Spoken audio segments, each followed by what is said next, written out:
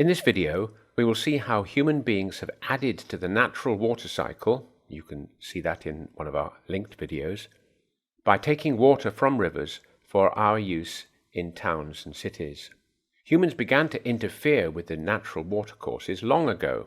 Wells have been dug to access clean water for drinking. The Romans built aqueducts to bring water to their cities. And nowadays we've built dams for irrigation and hydroelectricity, and we're taking a huge amount of water from natural sources to use in our homes and industries. Most people in industrialized nations take access to clean water for granted. However, more than 1 person in 10, that's over 700 million people, do not have access to clean water, and around 3.5 million people die each year from water-related disease. The average Briton uses 150 litres a day, whilst each American uses 600 litres a day on average. In contrast, many sub-Saharan Africans get less than 20 litres of water a day, and 2/3 have no proper toilets. For some people, water is a precious and scarce resource. Only 3% of the water in the world is fresh. Of this, 3/4 is locked up as ice in Antarctica and Greenland and glaciers. Nearly another quarter is underground. Only 1% is above ground in rivers and lakes. We use the water mainly for irrigation of crops, and normally this needs no further purification. The next biggest user is industry. Sometimes, for example in food preparation, very clean water is needed. Finally, there is domestic water.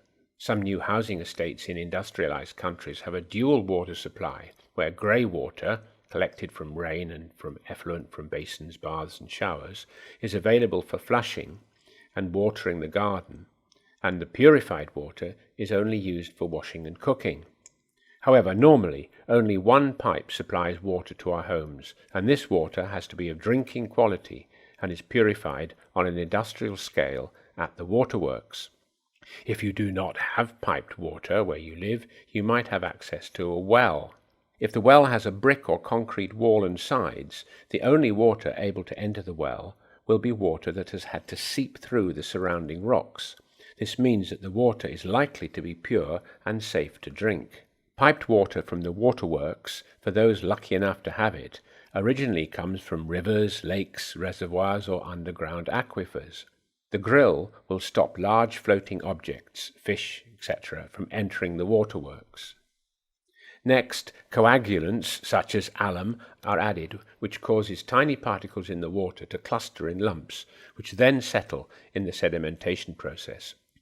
The filter is made of fine sand to capture any particles that are left.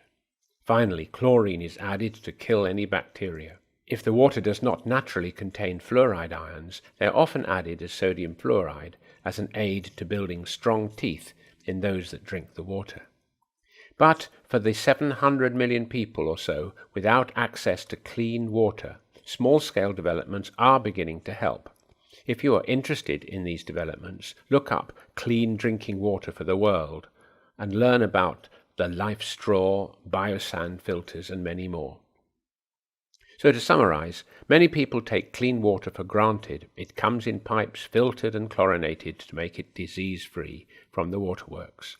However, there are almost 1 billion people worldwide who do not yet have access to safe drinking water.